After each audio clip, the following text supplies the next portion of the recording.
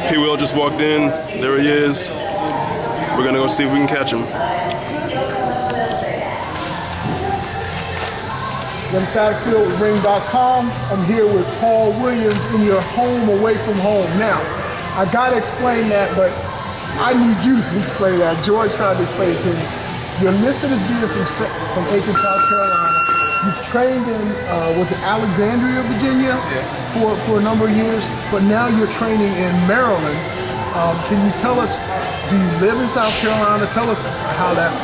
Well, I got a home in South Carolina and I got a home in Augusta, Georgia. So I live in both. And been coming up here to the Washington, D.C. area for my career started when I was like 17, been coming up here. Now I'm 30, you know, and basically like, you know what I'm saying, get a good battle here, you know what I'm saying? So, I mean, most of my guys that we meet on the street, they're from down south area, but you from D.C.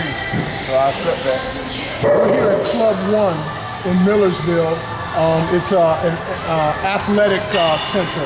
How long have you been coming here, and what about this particular place do you like? I think we've been coming here for now about 4 training camps now. And the people here, they're real nice. You know, nobody don't get in your way, worry about what you're doing and stuff. Let you do your own thing, you know what I'm saying? It's very clean here. I like it. I have no special. To your knowledge, is there any other fighter that comes here of your, I know you know, maybe of your reputation? This is your place. This is your basically my place. I'm the only like top fighter that's on HBO, but I see in the ring got a lot of up-and-coming young fighters.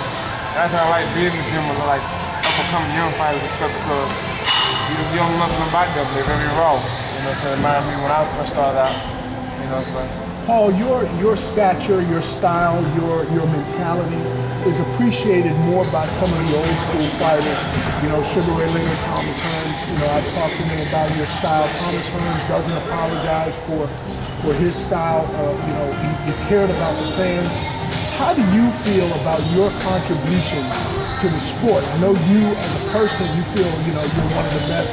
But how do you feel about your contribution to the sport as a fighter?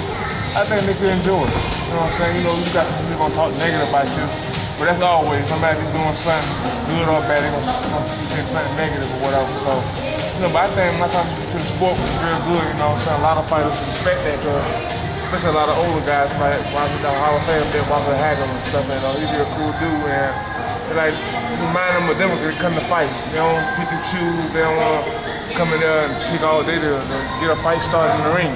They come in there and they handle business, take care of business. And the fans, they enjoy that. So that excitement. You have a guy in Ishida. In some ways, some people say that he's tall, he's awkward, he's never been dropped. You know, he could be a difficult challenge for you. What, in your assessment, what is true about what some people feel and what isn't true about what the challenge he could pose? Well, basically, I don't know. You know, try to get in the ring, but it's the first time for everything. First time for being knocked out. So it's always the first time for everything. He get knocked out, he get dropped. So I look at it always the first time for everything when you get in there. But I'm moving more in there. The game plan is piece and laid out for us. So I'm going to try my best. You know what I'm saying? To implement that night of the fight. You know what I'm saying? I'm going to come out victorious with a very impressive win. As far as his, I know you've only seen one video. I think George has only seen one video and only needed one video in his estimation. Does his stature, his range, his height, is that new to you? Is there anybody that compares to him in terms of the stature that you fought? I mean, new to me, I wouldn't say that because like when I first started, I've been featured to me around to different gyms, sparring kind of guys that's tall, short, sluggers, boxers. It prepared me for what I get in the ring, I can be able to adapt to it and handle myself. So with that, I'm not worried about that. I mean, I really look at him as like a very dangerous fighter because you don't know nothing about him. You know, so you never got to really see nothing about him. So that keep me more, you know, so my P's and Q's, you know what I'm saying, more alert and stuff. What kind of sparring are you getting? Are you getting right-handers? Are you getting, you know? Anything I can get. So you just doing what you always do? Doing what I always do. Okay. Now, obviously, I talked to George about this. Is it fair that, is it a fair assessment given that 3 of your toughest fights, 4 of your toughest fights have been against left-handers, twice against Quintana, twice against Martinez, and then obviously Lara. that you've had difficulty with southpaws, and can you address that? To me, I wouldn't say I have problems with southpaw. It's just that, you know what I'm saying? When I get in there, I go to get mine in. You know what I'm saying? Of course, there's someone land good shot. You know, but I say basically that is me being lazy and allowing them to do that stuff. That's what I feel about that.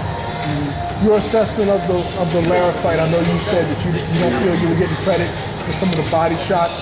And was there anything about the way he fought you that gave you any trouble? No, basically all he did was he pot shot 1, 2, maybe three times out of the round and ran, you know. And I was coming forward to make a fight, you know what I'm saying? Pressing him, touching him to the body. Couldn't land a good headshot like I wanted to, but you know, that's how it worked. Okay. And in terms of Martinez, that's obviously you avenged your loss to Quintana, and we saw how you did that. You fought Martinez twice. You're 1-1. I think you feel that you're due for a third fight, but that wouldn't be an exciting fight. Do you see that fight coming to fruition? I mean, with me, I'm game for whatever. I love to do it again, but if we can't get him back in the ring, I move on to bigger and better things. You know, I'm pretty sure the fans and of course I would like to get him back with him again. If the opportunity presents it, and this piece, I feel like it's okay. Dan and Al, they're okay. Bear it up. What is your timetable? I know you have built a foundation for yourself financially, and you're secure outside of the ring. Given that you have some kids, you know, with your family you want to pay attention to, what is your timetable and how many fights could you speculate that you have left in your career? I say 3 more fights after this year. So I mean, talking to Peterson, we'll decide how we're gonna do this. You know, because the fight is easy to me. It is we be in training camp, training for just be training to be in the best shape we possibly be, because we don't know who we're gonna fight until like the last month or the last couple weeks before. Everybody else, they come to camp, they already know who they fight for. They come to camp, they're training for the specific guy. Me, I come to camp to train to get in the best shape I possibly get. We don't know. If you could line up your next 3 fights after you fight, obviously you concentrate more on Ashita, but your next 3 fights after that, who would they be against if you could make those fights happen? If I can make them fights, I do a Pacquiao, a Mayweather, with a Martinez. I know that Pacquiao and Mayweather will never happen, so I do probably do Chavez, Alvarez, and Martinez. Okay, totally fair. Would if you could fight at any weight, what would you fought at all 3? You fought at welterweight, you fought at junior middleweight, you fought at middleweight. Do you feel that you have an ideal weight that you assessing your career, been the best at? The best at, you know what I'm saying, I'd say probably was 47, then get more 54. Basically all the weights I feel comfortable at, but if I could pick and choose the weight I would like to be at, I'd go to heavyweight. Who would you fight at heavyweight? It don't matter, man. I heard you sparred with Tony Thompson, a tall left-hander who's 6'5". Yeah, I sparred with him before, you know. But for me, I have to go out to the best one. The best out there, everybody said the Klitschko, so I have to go out to them. Okay. What do you love and what will you miss about being a fighter? What would I miss? Definitely not the training. I mean, for somebody who has all that energy, it seems like you thrive on pushing yourself.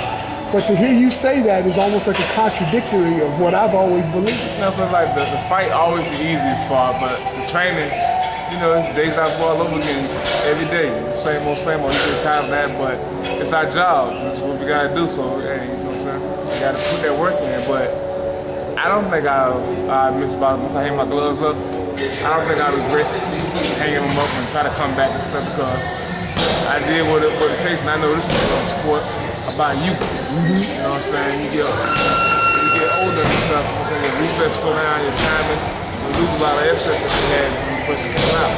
when I first came out, I was like just turned 18 years old. So you know what I'm saying, my body was more faster on a lot of stuff. But now I'm 30 now, so some of that slowed down a little bit.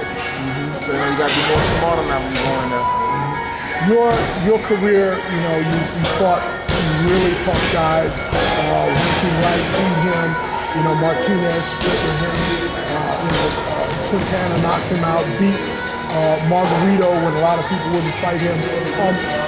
Is there a signature win, one that you're most proud of given your career? What stands out the most? I say basically beating Margarito. Margarito was the top dog out there. Like I took his title from him, and nobody want to fight him. And that was a big moment for me and Mr. Peterson. I came on for world champion for the first time, so that was a big step for me. You know. Would you, given your experience in the sport, you know, in retirement, would you consider any other way of being involved in boxing, whether it be from a trainer standpoint, agent standpoint, promoter standpoint? Is that something you've ever considered or would consider? I don't know. You know, me, I can't stand fighters.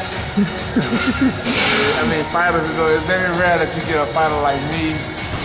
Mayweather, Pacquiao, somebody that's going to dedicate their time, separate themselves from a lot of other stuff that go on. You know what I'm saying? Like, it's very rare. And you know, you got a lot of guys that try to do it, but it's just a hard job. You know, and I wouldn't want to be involved with boxing again because I don't want to get that feeling like, man, I've been to try this again.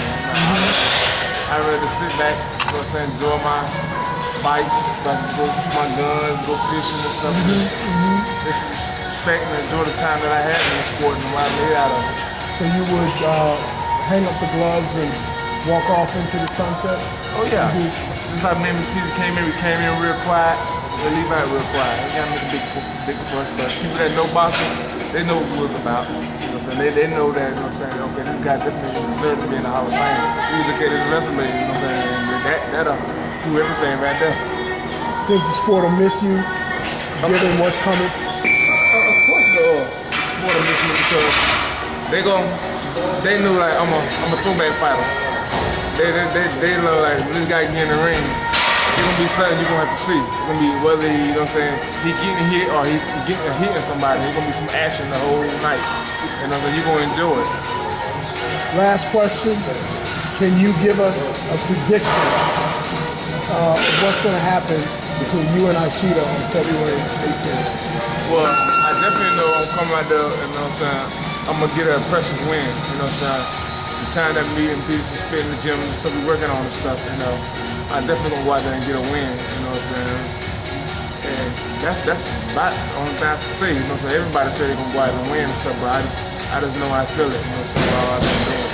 Paul, thank you very much. Good luck on February 18th. Thank you. Appreciate it.